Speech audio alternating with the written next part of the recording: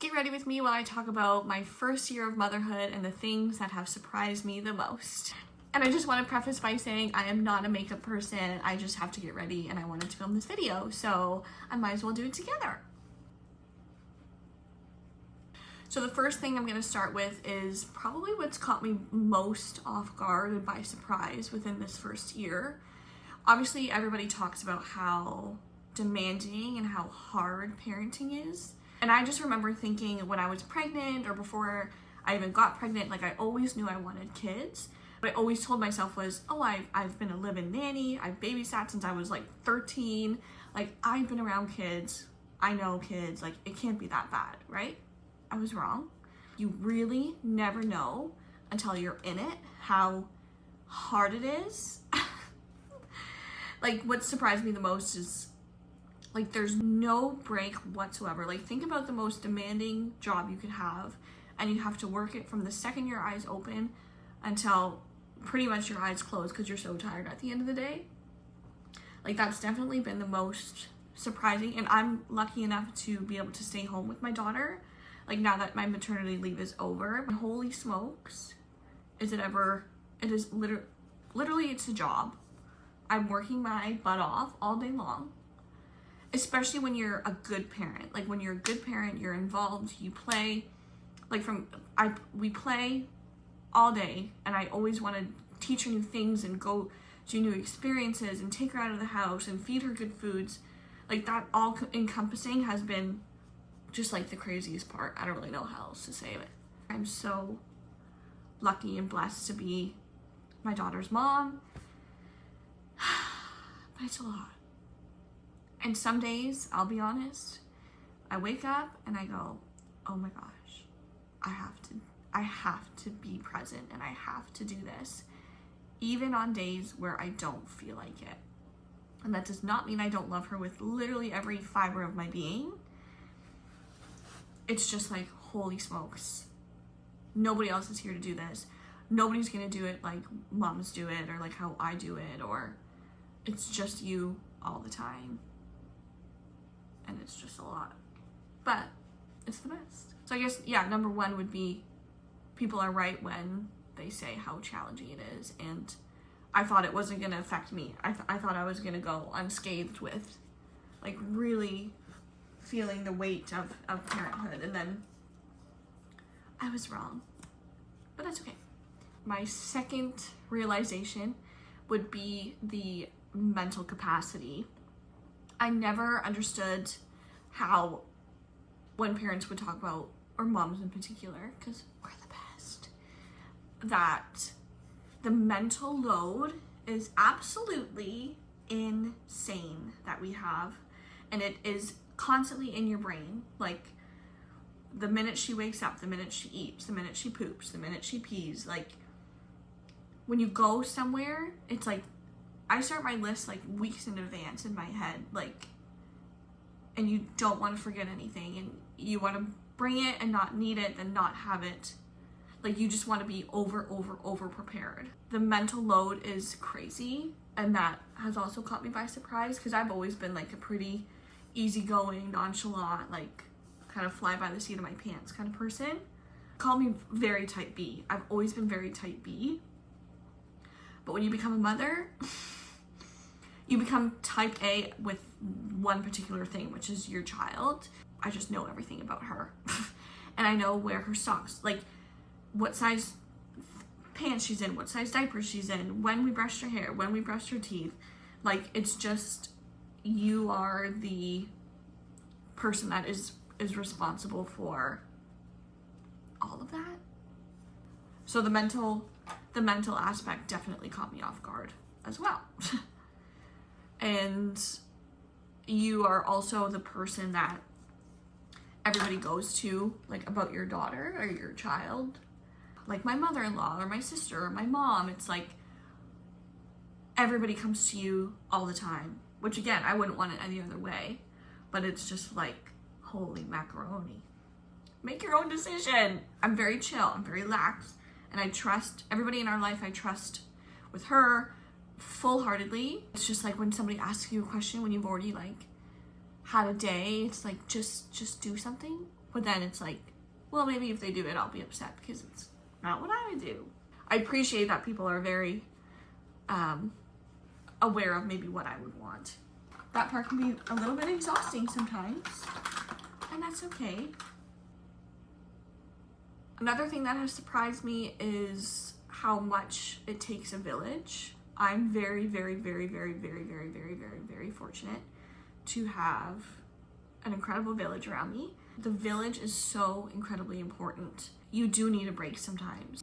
As a couple, as parents, like, we're so involved with our child, and the day-to-day seems to become just very like mundane and repetitive, and we don't often talk about ourselves. It's always like, what is she doing? What does she need? What is she eating? What is she, like, literally, when did she poop last? Like, those are the conversations that are happening within my household right now. So being able to go with my partner to do things without our daughter is honestly like so priceless. We just got back from a weekend away. We spent one night away, and it's like so refreshing for us. And did we talk about her most of the time? Yes. And whenever we saw a little girl like around the same age as her, we got sad, and there was like a petting zoo, and we got even more sad because she wasn't there to see all the animals. Like, it's true, when you want them gone, and then when they're gone, you're like, oh my gosh, I want them back. But it is like so good for us as a couple and as parents. And then on that same topic of having a village, I've gotten sick. I had the stomach flu really, really bad a couple months ago. And if I didn't have the village that I had, it would have been a lot harder. My mom came one day and my mother-in-law came the other day. And I knew that my daughter was getting taken care of perfectly, and I could just stay in bed in the bathroom for 2 full days.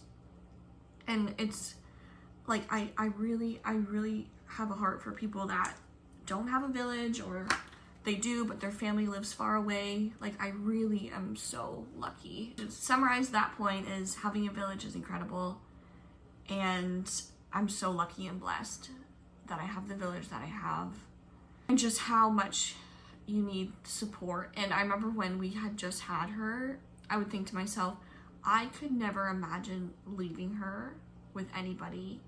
Like, there's no way I would ever want a babysitter.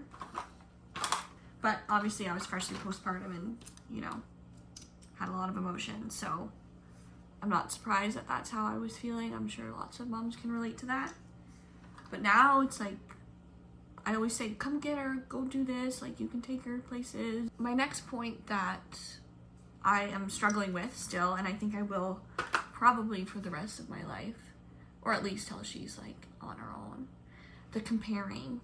I think this also goes back to all this social media and motherhood that is fed to us every single day. Comparing is the devil, and it's really, really, really hard to not do that. That is definitely something that I struggle with every day, and I really try my best to not do that, and I do think I've gotten better.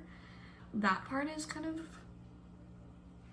not something that I thought would affect me, because, like, again, I'm pretty chill. I'm pretty just chill about stuff like that. So I thought.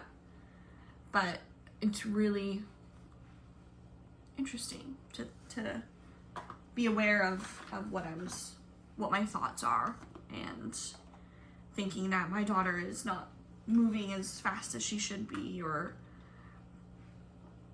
I don't know, it's very normal. But my best friend's son is 4 weeks older than my daughter, and he's always just been like, he's just a little superstar, that little guy, and I love him so much. But it goes without saying that I compare myself, or I compare my daughter with him, because he was walking really early. He says a couple words. He's just so smart, and I'm not saying my daughter's not smart, because she is. But it's, again, it just goes without saying. It's hard to not compare, especially when everybody is online. And yeah, I don't know. That's just how I feel about that topic. A small example of that would be when my daughter wasn't crawling. Like, she would army crawl for a really long time. And I was always like, why isn't she crawling? Why isn't she crawling? And I was like, it's fine, it'll happen. But you just get so wrapped up in it, and you want them to meet these so-called milestones that are really quite baloney. And when she wasn't, I was really sad. And then one day, we woke up and we were playing, and she just started to crawl. She just, one day, just did it. It really reminded me that she will do things. Like, she is so perfect. She is on track with literally everything. She's just a perfect little angel. And me worrying isn't going to speed up any milestone that I'm waiting for, so-called waiting for. Like, nothing matters. Nothing matters. And as long as they're healthy by your pediatrician or your doctor, that's really all that matters. She's not walking yet. She just turned 14 months. And again, I'm spiraling about it, but I also have to remember that one day she's just gonna get up and she's just going to walk. And now I'm just gonna end this on the best note ever. The number one thing that has surprised me in my first year of motherhood would be how much I love her. And again, you hear it when you're pregnant, you hear it before you have kids, you just hear it all the time. The love that you have for a child is quite literally unexplainable, unimaginable, magical. It's so insane to me how much my heart can just be her. Like, she is everything to me, and I could honestly just cry talking about her. It's truly one of a kind love, and one moment you could be frustrated because she keeps throwing her food. That's the stage I'm in. It's so frustrating. And then she chucks it across the room, and then she looks at me, and I'm like, oh my God, you are literally perfect. But you're bothering me, but you are so perfect. And there's nothing that that girl could do to ever change that in the entire world. It is the most magical thing in the world. My sister has a daughter as well, who is 8 months younger than mine. I was 5 days postpartum when we found out that my sister was having a baby. When we found out it was a girl, it was just the best day of my life. I watched that girl come right out of my sister's body, and that was the second best day of my life. The first best day of my life was obviously when I birthed my own human, and hers is a close second.